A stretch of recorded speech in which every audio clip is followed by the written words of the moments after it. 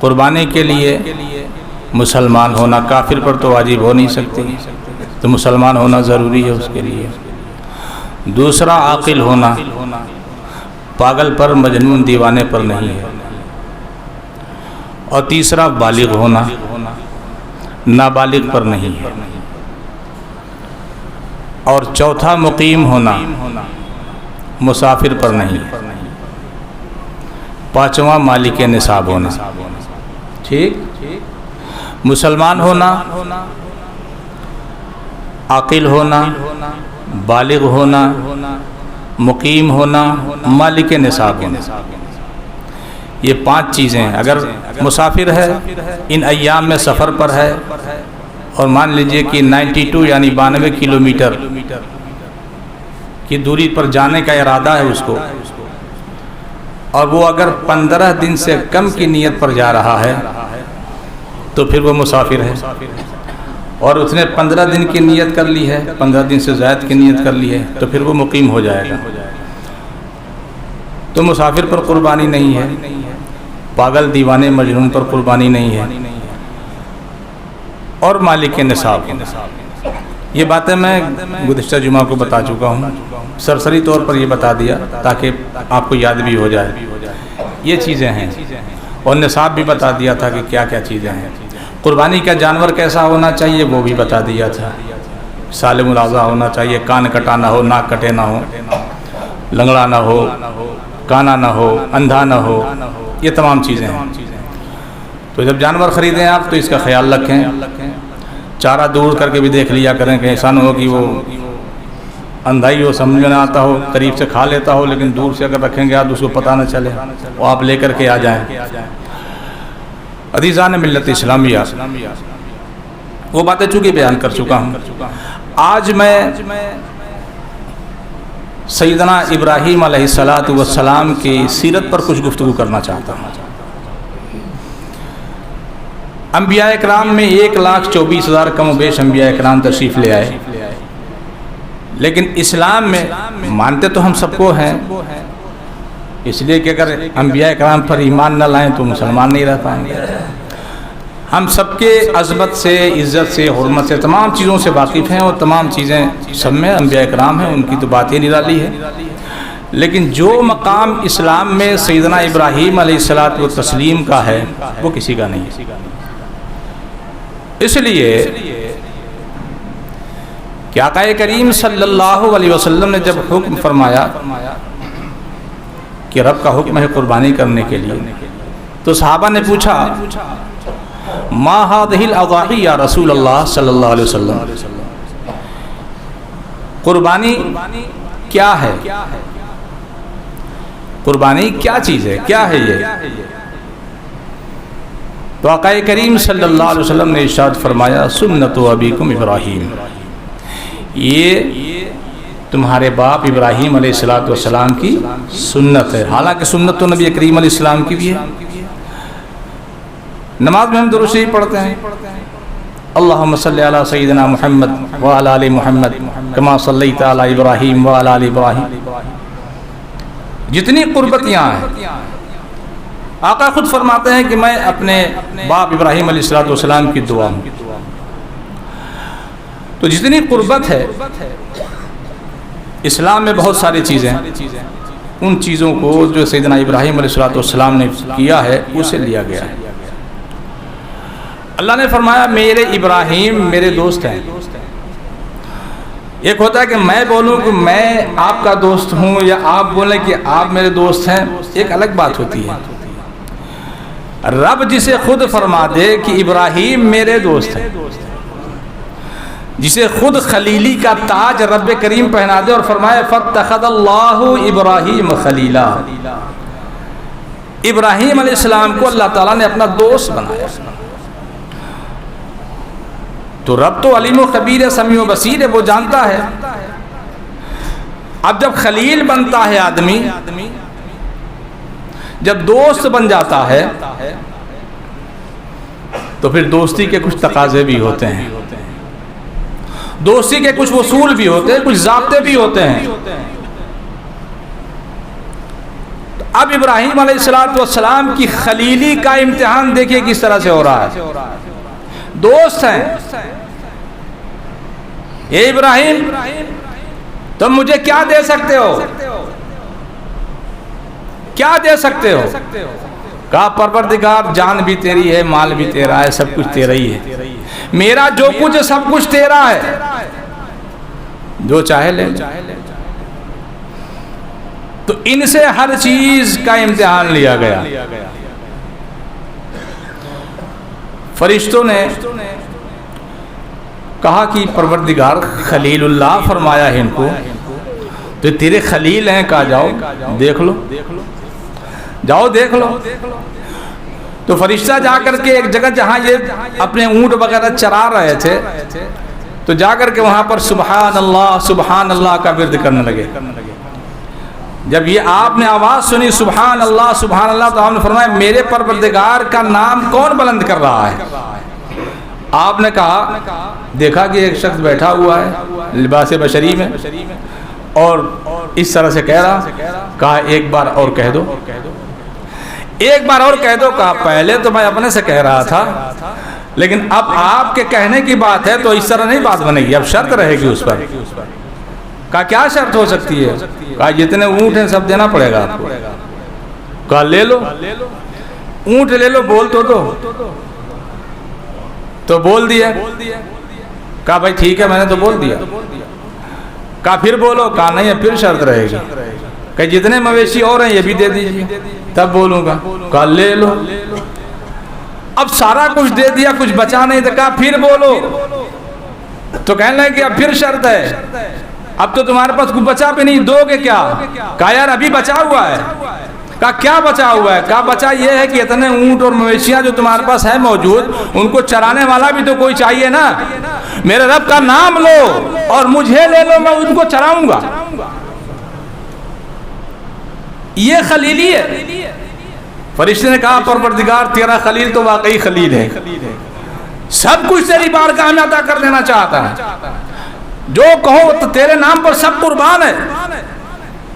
تو عزیزان ملت اسلامیہ، جب آدمی حق کی طرف بڑھتا ہے، حق آواز کو بلند کرتا ہے، جب حق کی آواز، حق کی بات کو جب آگے پہنچانے کی کوشش کرتا ہے، تو پھر دشواریاں آتی ہیں، تکلیفیں آتی ہیں، پریشانیاں آتی ہیں، مصیبتوں کے پہاڑ توڑے جاتے ہیں اس کے اوپر، تکلیفیں ضرور آتی ہیں. پھر گھر والوں سے بھی لڑنا پڑتا ہے، باہر والوں سے بھی لڑنا پڑتا ہے، ہر طرف سے گھر جاتا ہے وہ. اور یہی ہوا کہ آپ جس گھر میں آئے تھے اس گھر میں بتوں کا کاروبار ہوتا تھا. آپ کے چچا کی پوری فیکٹری تھی بتوں کی. جب تھوڑی عمر زیادہ ہوئی تو اس نے کہا کہ چلو ہمارے ساتھ، تم بھی دھندے پر چلو، لے چلو. تو آپ بت کو اٹھاتے تھے اور پانی میں ڈوبا کے کہتے تھے کوئی خریدے گا تو خرید لے اس کو، یہ اپنے آپ کو تو بچا ہی نہیں سکتا ہے، تو تمہیں کیا بچائے گا؟ یہ تو خریدنا تو خرید. اس نے کہا تم دکان ہماری چمکا رہے ہو کہ تم برباد کر رہے ہو. تم کہا یہ کیا بچائے گا؟ جب بچا نہیں سکتا ہے تو پھر اس کو خدا کیوں مانتے ہو تم؟ گھر سے شروع کیا، گھر سے کام شروع کیا. یہ ٹھیک نہیں ہے، اس کی پوجا مت کرو، اس کی عبادت مت کرو، یہ رب نہیں ہو سکتا، یہ خدا نہیں ہے. تو ظاہر سی بات ہے، آپ نے سارے کہانیاں پہلے بھی سنی ہوگی، مگر کہانی سمجھ کے مت سنیے گا، قصہ نہیں ہے، یہ حقیقت ہے. جب سب لوگ گئے محبت میں اپنے اپنے کچھ پوجا پاٹ کے طرف سے، اکیلے بچے ان کو رکھا کہ بھائی یہاں پہ رہو اور سنبھالو ہر چیز کو. تو سنبھالو یہ کیا انہوں نے کہ کلاڑی لیا، سب کو توڑ دیا. جو سب سے بڑا والا تھا اس کے اوپر کلاڑی رکھ دی، کندھے کے اوپر. اب آئے انہوں نے کہا صرف کس نے توڑا اس کو، کون یہ کام کیا؟ تو پتہ ہی تھا سب لوگوں کو کہ یہی آدمی ایک ہو سکتے ہیں. تو کہا ابراہیم نے کیا ہوگا. کہا میں نے کیسے کیا ہے؟ بڑے والے سے پوچھو، کلاڑ جس کی کندھے پر ہے اس سے پوچھو کس نے توڑا پھوڑا ہے. کہا وہ بول تو سکتا نہیں ہے. کہا تو جب بول نہیں سکتا ہے تو پھر کیوں اس کو مانتے ہو، کیوں اس کی عبادت کرتے ہو تم لوگ؟ تو انہوں نے، جب آدمی دلیل سے ہار جاتا ہے، جب دلیل نہیں پاتا ہے کوئی اپنے دعوے پر، تو پھر وہ ذاتیات پر اترتے ہیں اور باتیں کرتے ہیں کہ بھائی اس کو یہ کر دو، اس کو وہ کر دو، مار دو، پیٹ دو، دنیا بھر کی باتیں ہوتی ہیں. اب یہ بات رفتہ رفتہ دور تک پہنچتی چلی گئی. بھئی ایک ہی شخص ہے جو حق کی آواز بلند کر رہا ہے، اور ایک ہی شخص ہے جو ہر چیز کو کہتا ہے کہ یہ خدا نہیں ہو سکتا، ہم جسے مانتے ہیں اسے کہتا ہے یہ خدا ہو نہیں سکتا، خدا ایک ہے، وحدہ لا شریک ہے، جس نے سب کو پیدا کیا، جس نے سب کو بنایا، جس نے سارے کائنات کو جو مالک و خالق ہے۔ اور پھر اکیلے تنہا تھے نا، ساتھ میں کوئی نہیں تھا، تنہا تھے۔ نمرود نے طلب کر لیا، اور میرے آقا فرماتے ہیں کہ سب سے بہترین، سب سے بڑا مجاہد وہ شخص ہے جو جابر بادشاہ کے سامنے حق بیان کر دے، اس سے بڑا مجاہد کوئی نہیں ہے۔ تو ابراہیم علیہ السلام ایسے شخص کے سامنے کھڑے ہو کے جا کر کے، جہاں جو پوری دنیا کے اکٹھے اکیلے بادشاہ تھا، اکیلے بادشاہ تھا وہ، اس نے کہا بھائی میں نے سنا ہے کہ تم ایک خدا کی بات کرتے ہو، خدا تو میں ہوں۔ کہا ٹھیک ہے، اگر تو خدا ہے تو میرا رب جو ہے مارتا ہے، جلاتا ہے، تو بھی وہ کام کر کے بتا دے۔ بیوقوف تو تھا ہی، اس نے کیا کیا کہ ایک قیدی کو بلایا، اس کو کہا بھائی تمہاری سزا کب ہے؟ کہا بھائی کچھ دنوں میں سزا ہو جائے گی موت کی۔ کہا ٹھیک ہے، تمہیں آزاد کر دیا۔ اور ایک آدمی بیچارہ بیٹھا ہوا تھا، تو اس کو بلایا، اسے کہا اس کو قتل کر دو، اور کہا دیکھو میں نے بھی تو وہی کام کر دیا۔ حالانکہ ابراہیم علیہ السلام چاہتے تو جواب دے سکتے تھے کہ ابے مردے کو زندہ کر کے بتا، لیکن آپ سمجھ گئے کہ یہ بیوقوف ہے، یہ بیوقوف ہے، اب اس کی عقل کے مطابق دلیل دینی پڑے گی۔ تو آپ نے ارشاد فرمایا کہ میرا رب سورج کو مشرق سے نکالتا ہے، مغرب میں ڈباتا ہے، اگر تو خدا ہے تو مغرب سے نکال کے مشرق میں ڈبا دے۔ تو قرآن کہتا ہے فَبُهِتَ الَّذِي كَفَرَ، کافر مبہوت ہو گیا، مبہوت ہو گیا۔ اب اسے کچھ سمجھ میں نہیں آیا کہ اب کیا کرے گا یہ، اس لیے بات سورج کی نکل پڑی تھی کہ مشرق سے نکالتا ہے، مغرب میں ڈباتا ہے، تو خدا ہے تو مغرب سے نکال کے مشرق میں ڈبا دے۔ اب جب کچھ نہیں بنا تو اس نے کہا کہ بھائی ایسا ہے کہ اس کو آگ میں ڈال دو، مختصر کر کے بیان کر رہا ہوں، اس کو آگ میں ڈال دو۔ اب آگ کافی دنوں تک جلائی گئی، اور لکڑی پر لکڑی ڈالی جا رہی ہے، بڑی بلند آواز، آگ جل رہی ہے، شعلے اٹھ رہے ہیں، بھڑک رہے ہیں۔ جس دن آگ کو آگ میں ڈالنا تھا، اب یہ سوچ رہے ہیں کہ آگ کے قریب کوئی جا ہی نہیں پا رہا ہے، ان کو ڈالیں کیسے؟ تب شیطان ایک بزرگ کی شخصیت میں، بوڑھے آدمی کی شخصیت کے اس میں روپ میں آیا اور کہا کہ ایسا ہے، ایک کام کرو، منجنیق بناؤ اور اس سے ابراہیم کو آگ میں پھینک دو، جسے غلیل ہوتی ہے نا، اسی طرح کا منجنیق پہلے ہوتا تھا، لوگ پتھر مارتے تھے اس سے قلعے وغیرہ پر، کہا منجنیق بناؤ، اسی میں رکھ کر کے اور اسی سے پھینک دو ان کو۔ اس نے کہا ہاں بات تو ٹھیک ہے۔ اب منجنیق میں رکھ دیا گیا، ایک جھولا ٹائپ میں کر کے اب رکھ دیا گیا۔ فرشتوں نے کہا پروردگار تیرا خلیل ہے، مولا کریم تیرا خلیل ہے اس حال میں، کہا جاؤ پوچھو اگر کچھ چاہتا ہے تو۔ ہوا کا فرشتہ پہنچا، کہ ابراہیم علیہ السلام میں ہوا کا فرشتہ ہوں، اگر آپ کا حکم ہو تو اتنی زور سے ہوا چلا دوں کہ پوری نمرودیت جل کے ختم ہو جائے گی، اسی آگ میں آگ بجھ بھی جائے گی۔ آپ نے فرمایا آپ کی کوئی حاجت نہیں، آپ جا سکتے ہیں۔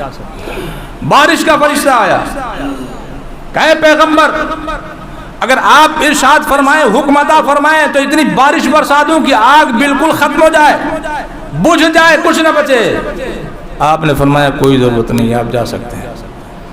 وہ بھی چلے گئے، منجنیق میں رکھ بھی دیا گیا۔ اب جب پھینکنے کا وقت آیا تو سید الملائکہ جبریل امین علیہ السلام تشریف لے آئے۔ فرماتے ہیں ابراہیم علیہ السلام کوئی حاجت ہے؟ تو آپ نے فرمایا کوئی حاجت نہیں۔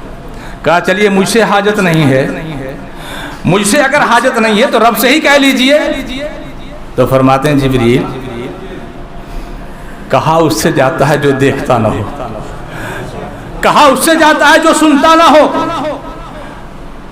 اس سے کہا جاتا ہے جو دیکھتا نہ ہو، جو سنتا نہ ہو۔ میرا رب دیکھ بھی رہا ہے، سن بھی رہا ہے، اسے پتا بھی ہے کہ اس کے خلیل کے ساتھ کیا ہو رہا ہے، وہ تو جانتا ہے سب کچھ۔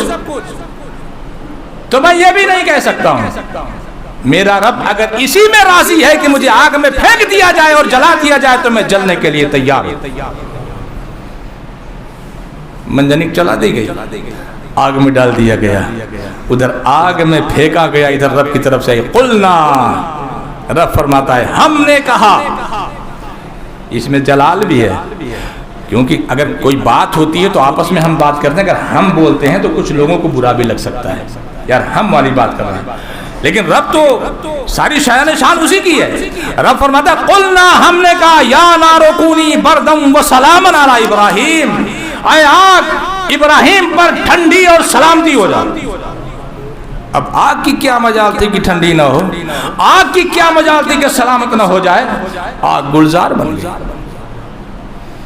تو دیکھا آپ نے، یہ ہے توکل، یہ ہے رب سے دوستی، اور یہ ہے توکل۔ اس لیے اللہ کے نیک بندے جو ہوتے ہیں اپنے پروردگار پر اتنا توکل اور بھروسہ رکھتے ہیں کہ اپنے آپ کو اس حال پر چھوڑ دیتے ہیں جس طرح کے مردے کے لیے ہوتا ہے کہ غسل دینے والا جدھر چاہتا ہے پھیر دیتا ہے، اور مردہ چپ چاپ پھرتا رہتا ہے، اس لیے اس کو پھرنا ہی ہے۔ تو اللہ کے نیک بندے بھی اسی طرح رہتے ہیں کہ مولا کریم جس طرح راضی ہے، وہ جس حال میں راضی ہے، ہم کو اسی طرح رہنا ہے، اسی پر راضی رہنا ہے۔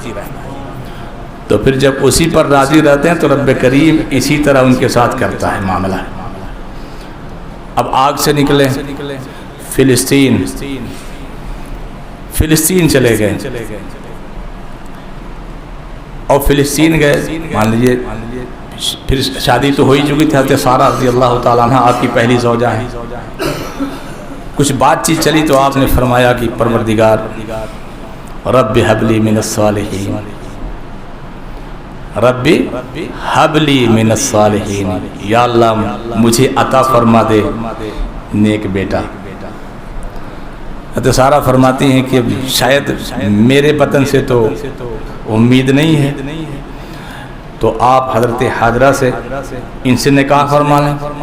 تو آپ نے حضرت حاجرہ سے نکاح فرما لیا، اور جب نکاح فرما لیا تو پھر کون پیدا ہوا؟ اسماعیل ذبیح اللہ علیہ السلام، آپ کی ولادت ہوئی۔ حالانکہ حضرت سارہ سے بھی اولاد ہوئی، یہ بات تھوڑی آگے بڑھ جائے گی، ان سے بھی اولاد ہوئی۔ حضرت اسحاق علیہ السلام انہی کے وطن سے پیدا ہوئے۔ تو جب بڑھاپے کا معاملہ تھا تو فرمایا آپ نے، جب رب کریم کی طرف سے یہ بات بتائی گئی ابراہیم علیہ السلام کو، تو آپ نے خوشخبری سنائی، تو فضحکت فبشرناہا باسحاق، آپ ہنسی۔ اسحاق و یعقوب قالت یا ویلتا آجزت ان اکون، پھر یہ ہوا کہ مطلب فضحکت فبشرناہا باسحاق کہ وہ خوشخبری سنائی گئی۔ تو آپ ہنسی، اس لیے کیوں ہنسی؟ اس لیے کہ ہم بوڑھے ہو گئے دونوں۔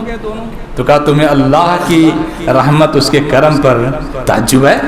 ہو سکتا ہے ایسا؟ خیر یہ بات انشاءاللہ کبھی اور بیان کروں گا۔ بات یہاں ابراہیم علیہ السلام اسماعیل علیہ السلام بھی چل رہی ہے۔ تو اب وہ اولاد پیدا ہو گیا۔ آدمی کو زیادہ محبت کس سے ہوتی ہے؟ مکان سے، مال سے، اولاد سے۔ جو آپ کا آبائی وطن جو ہوگا، آپ بمبئی میں کتنا بھی رہیں، حالانکہ وطن میں مچھر بہت کاٹتے ہیں، لیکن اگر آپ چلے جائیں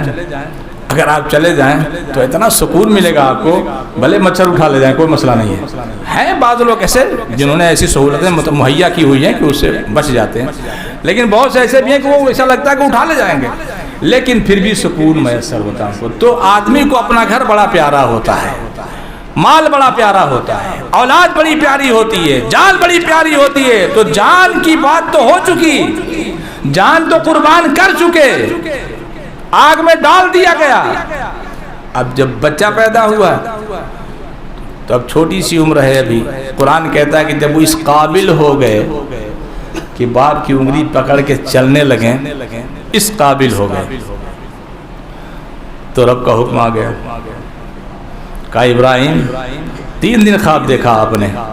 پہلے دن دیکھا، فرمایا گیا کہ اپنے بیٹے کو قربان کر دو، آپ سوچتے رہے۔ دوسرے دن خواب آیا، تیسرے دن خواب آیا کہ ابراہیم اپنے بیٹے کو قربان کرو۔ تو آپ نے بیٹے سے کہا بڑے پیارے انداز میں، یا بنی انی ارا فی المنام، اے میرے پیارے بیٹے. یار اولاد تو خیر وہ تو نبی تھے، اولاد اتنا پیارا اگر ہو، اتنا فرما بردار ہو.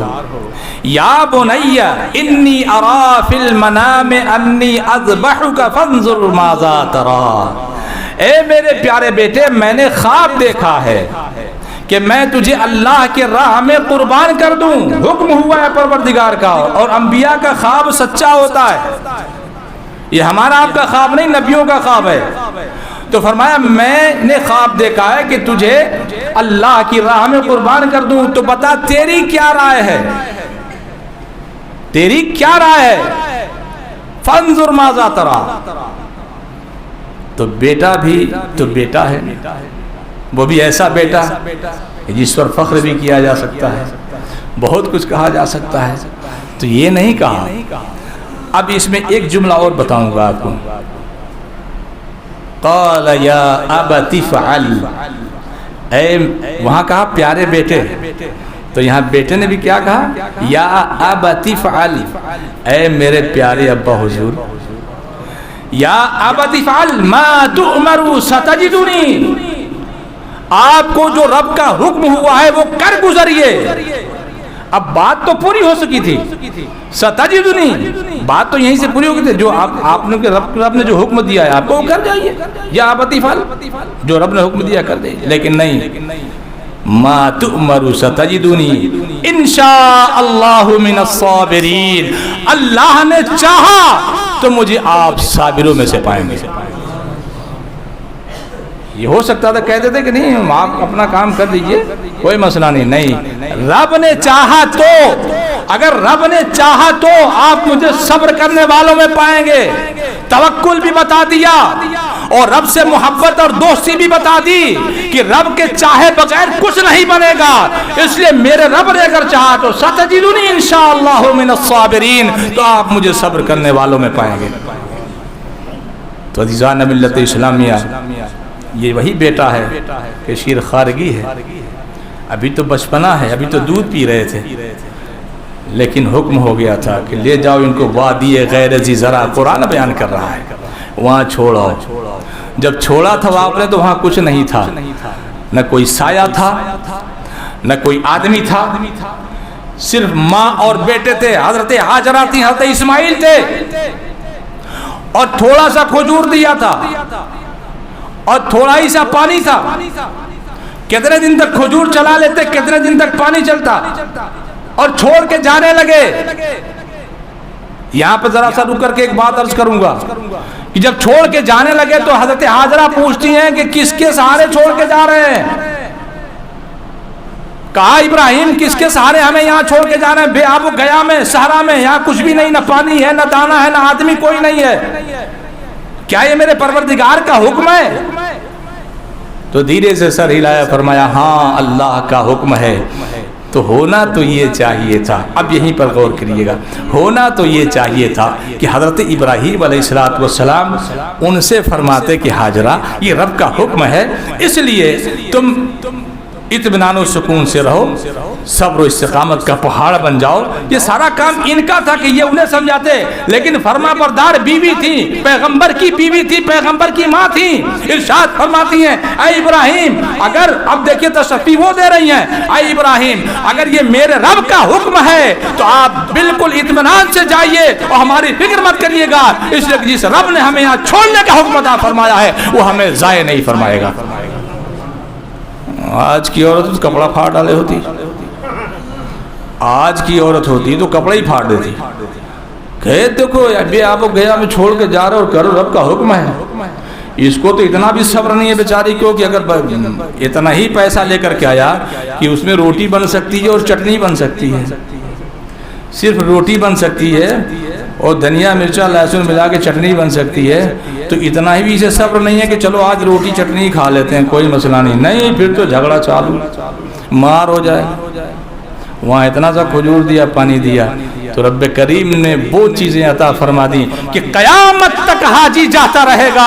ہے ہاجرہ آپ کے قدموں کو سلام ہو کہ قیامت تک حاجی جاتا رہے گا, صفا مروہ پر 7 بار چکر لگاتا رہے گا. وہ آب زمزم قیامت تک نہ سوکھا ہے نہ سوکھے گا, لوگ پانی پیتے رہیں گے. تو یہ ہوتا ہے توکل, اسے کہتے ہیں رب سے دوستی, اسے کہتے ہیں عزیزان ملت اسلامیہ. تو یہ وہی چیز ہے, یہی وہی قربانی ہے کہ جب آپ نے چھری لی اور رسی لی اور لے کر کے جب آپ چلنے لگے تو شیطان کے پیٹ میں درد ہوا. اس نے کہا بھائی یہ تو پیغمبر ہے, کر گزریں گے. کہا کس کو بتانا چاہیے, کہا ان سے تو کچھ بولیں گے نہیں, پہلے چلتے ہیں حاجرہ کے یہاں. کہا بھائی آپ کے صاحبزادے کو کہاں لے کے گئے ہیں؟ کہا کوئی کسی مہمان کے یہاں لے گئے دعوت میں. کہا ایسا ہے کہ مہمان کے یہاں دعوت میں نہیں لے کے گئے ہیں؟ کہا تب؟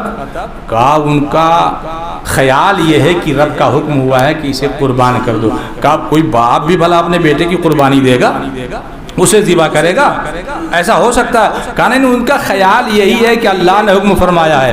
یہاں بھی حضرت حاجرہ نے اس کو کہا اگر رب نے حکم فرمایا تو اس کا مطلب کہ شیطان ہے. ارے اگر رب کا حکم ہے تو یہ تو ایک اسماعیل ہے, ہزاروں اسماعیل ہیں تو قربان کر دیا جائے گا. اس کا مطلب تو شیطان ہے. اب وہاں دال گلی نہیں تو سوچا چلو ادھر ہی چلتے ہیں. تو یہاں آیا, یہاں کر کے ابراہیم علیہ السلام سے بھی کچھ باتیں کہنے شروع کی, حضرت اسماعیل سے بھی کہا. یہاں بھی دال نہیں گلی. تو آپ نے جو کنکر اٹھا کے مارا تھا نا, قیامت تک حاجی جاتا رہے گا, کنکر مارتا رہے گا. اسے تکلیف ہوتی رہے گی, بھلے وہ یہ آدمی سمجھتا ہے, لیکن اسے تکلیف اس لیے ہوگی کہ ابراہیم نے کنکر مارا ہے اور قیامت تک امت محمدیہ صلی اللہ علیہ وسلم وہاں کنکر مارتی رہے گی. تو عزیزان ملت اسلامیہ, امتحان تو تھا ہی. سوچئے جب لٹایا بچے کو تو کیا حالت ہوئی ہوگی اس وقت میں. گردن پہ چھری رکھ دیا, کیا حالت ہوئی ہوگی اس وقت میں. فرشتے سوچ رہے ہوں گے, حور و غلمان سوچ رہے ہوں گے, پروردگار تیرے خلیل سے کون سا ایگزام ہو رہا ہے, کون سا امتحان ہو رہا ہے. گردن پہ چھری رکھی, چلا دیا. چھری کاٹنے کے لیے تیار نہیں ہے, چھری کاٹنے کے لیے تیار نہیں ہے. اور تھوڑی دیر میں ذبح بھی ہو گیا. جب سر اٹھا کے دیکھا تو اسماعیل علیہ السلام وہاں کھڑے ہیں, جبریل علیہ السلام وہاں کھڑے ہیں.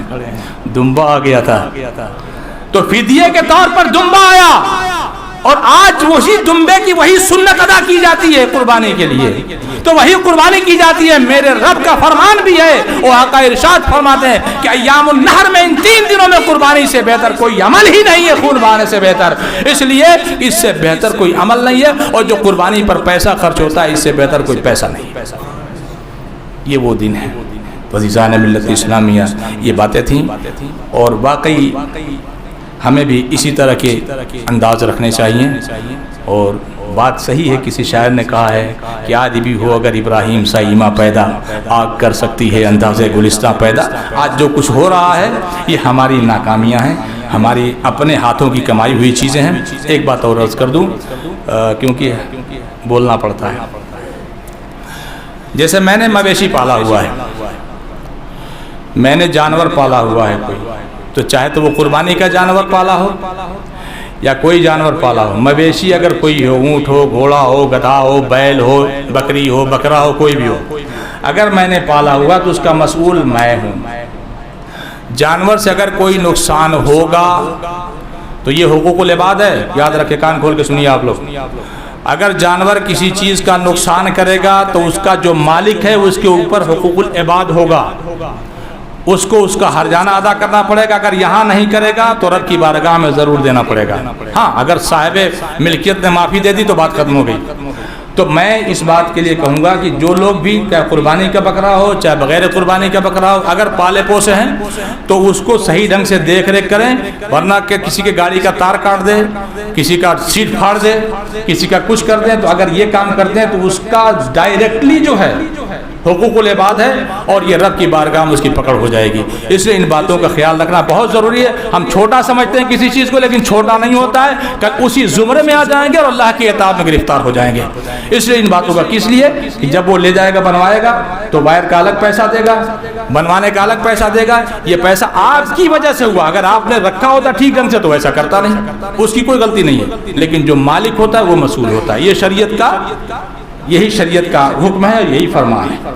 لہذا اس پر ہمیں دھیان دینے کی ضرورت ہے. دعا فرمائیے اللہ تبارک و تعالی ہم سب کو صراط مستقیم پر چلنے کی توفیق مرحمت فرمائے. مولا کریم ہم سب کے گناہوں کو معاف فرما, ہماری مشکلوں کو آسان فرما. پروردگار ہمیں جو بیمار و شفا کاملہ اور عاجل نصیب فرما, جو قرضدار ان کو بار قرض سے سبق دوش فرما, جو صاحب اولاد ان کے اولادوں کو نیک اور صالح بنا. مولا کریم جو بے اولاد ان نیک اور صالح اولاد عطا فرما, جو برسر روزگار ان کے رزق میں برکت عطا فرما, جو بے روزگار میں روزگار مہیا فرما. الہ العالمین اسلام کا بول بالا فرما, پرچم اسلام کا بول بالا فرما, مسلمانوں کی عزت و آبرو کی حفاظت فرما. مولا کریم مجھ سے بولنے میں کسی قسم کی کوئی بھی کوتاہی ہو تو سوالی و ملاؤ سے معاف فرما. وصلی اللہ تعالی علی نبی الکریم وعلی آلہ واصحابہ اجمعین برحمتک یا ارحم الراحمین. وآخر دعوانا الحمدللہ رب العالمین. کھڑے ہو کے صفحے درست کر لیں, جو حضرات سنت نہیں پڑھیں وہ سنت پڑھ لیں.